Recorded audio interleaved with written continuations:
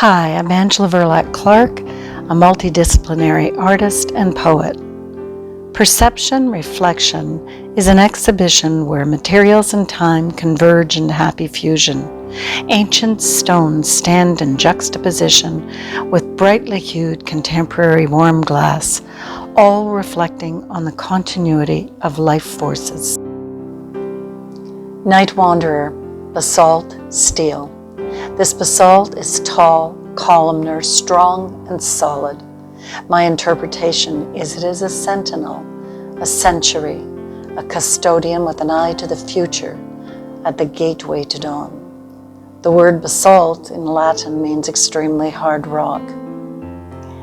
It is almost as hard as granite, and so it was sculpted with a diamond saw. The rust patterning you see is only now part of the stone.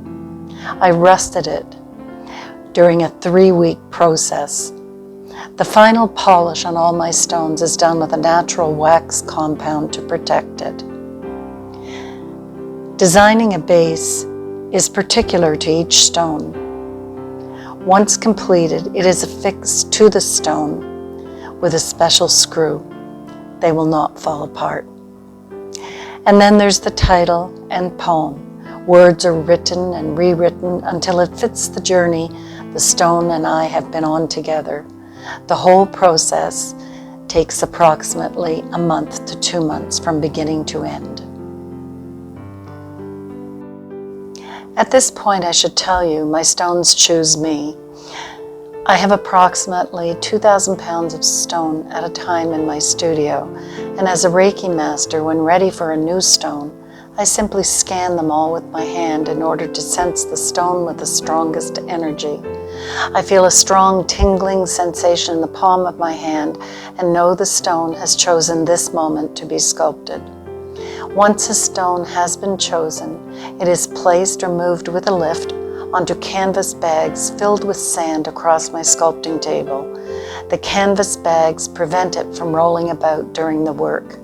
My next task is to determine which direction its energy is flowing, either horizontal or vertical. That done, I simply begin to work. The process is intuitive and meditative. In the quiet of my studio, the stone and I forge a bond. We become one. People are often surprised when I say in the quiet of my studio, knowing I use diamond saws, grinders, mallets, and chisels, none of them quiet. Remember, I cherish my health and use ear defenders and a full face mask, a hat, and Mr. Lube coveralls. I hear nothing but what I'm meant to hear. A question I'm often asked is, did the stone look like this or suggest this shape and you just polished it? When the stone arrives in my studio, it looks much like the boulders you see in nature, rough and raw, unless it's marble that's cut from a mountain and is usually rectangular. I am never influenced by the shape except to say, I cannot go larger than the volume at hand. The beauty lies deep within the stone, and as you work, the stone reveals itself. When you begin the final polishing process, the colors pop, and some are positively astonishing. The final wax finish brings it all together. A smooth sweep, alabaster, steel. An artist tends to self-awareness as a way to create.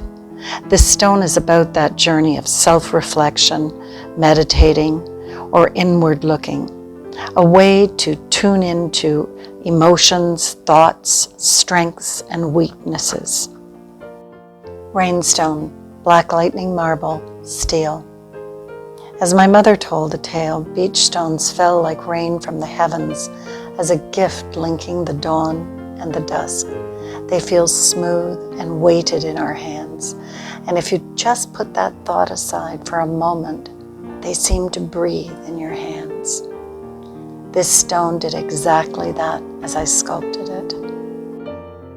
Blue shadow lines, blue anhydrite, quartz. Our unspoiled Canadian coastline has welcomed diverse people, offering them a host of possibilities. My father was an immigrant who felt deep affection for his new country. This abstract sculpture, its color and wave-like movement, references our distinct shoreline and the hope it gives so many. Measures of time, blue calcite, steel. For every moment of importance in our lives, there is an emotion that propels us into our future. Breathe, brucite, stainless steel. Our spirits, man and beast, are united by a breath. Breathe. As above, so below. Warm glass, enamel, stainless steel. My love of the land and our waters made this a natural piece to make. Tread gently on this earth. Our waters will thank you. As a sculptor, I can't help but love this earth, and my mother's heritage was Abenaki, so it's really a tribute to the care Native Americans pay their land and waters. As I mentioned before, my work is very intuitive, no matter the medium. I do begin with a base glass and determine whether it will be one or more pieces that will make up the work. I begin by layering glass until something magical happens, and then just continue adding glass, color, and shape until it pleases my eye. Toward the end, I will melt thin strips of glass in place, either between the shapes to accentuate them or differentiate areas. At this point, the artwork may have been fired in the kiln once or twice. The final step is to paint them with enamels and fire for the last time. This is the final act of a storyline that's evolved during the work process. An artwork needs a base to be complete, in my opinion, and to that end, I have stainless steel cut to measure and affixed to a stained wooden frame. Holes are drilled for standoffs that will lift the glass from the surface of the stainless. French cleats are affixed to the back. The glass inserted and the artwork is complete. Voila, all done, except for the title. I play with words or phrases until I have the one.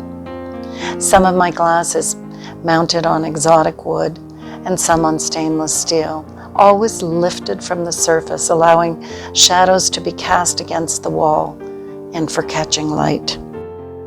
Legacies on a current, warm glass, stainless. I was in awe when I chanced upon 460 million-year-old stromatolite fossils in the Ottawa River. I felt their uniqueness to our area deserved recognition and created this artwork. I am the sea, warm glass, enamel, LED. My mother's heritage is Abenaki. This artwork is a fanciful aerial tale with invented symbols on the land and in the water. A nomad story, warm glass, enamel, LED. I have a fondness for travel and a weakness for tribal rugs. This glass rug tells its story from an aerial view deep within my memory, much like vintage tribal Shiraz and Basari rugs do. Talking sticks in warm glass, color passages, warm glass paduac, timeless transitions, warm glass stainless, water bend, warm glass maple. This is again a nod to my mother's Abenaki heritage. Talking sticks refer to inclusiveness and continuity. Each has riverlets of glass symbolizing people connecting, and for the spark of ideas that come from conversation. It's a highly reflective glass. Warm glass sculptures. Listening to the wind, kiln-formed glass, curly maple, and dancing with the wind, kiln-formed glass, spalted beach. The sails are no longer luffing, the spinnaker is full of wind and we are dancing. The joy of sailing on open waters and the scent of sea air inspired these works. Autumn's windway, kiln-formed glass, stainless. Winds and colors settle over the mountains. Autumn is a time to look inward, to recollect. Shifting seas, kiln-formed glass, stainless. I fear our water spaces will become ghost lands if climate change is not fully addressed. The gentle movement of water is reflected in this sculpture.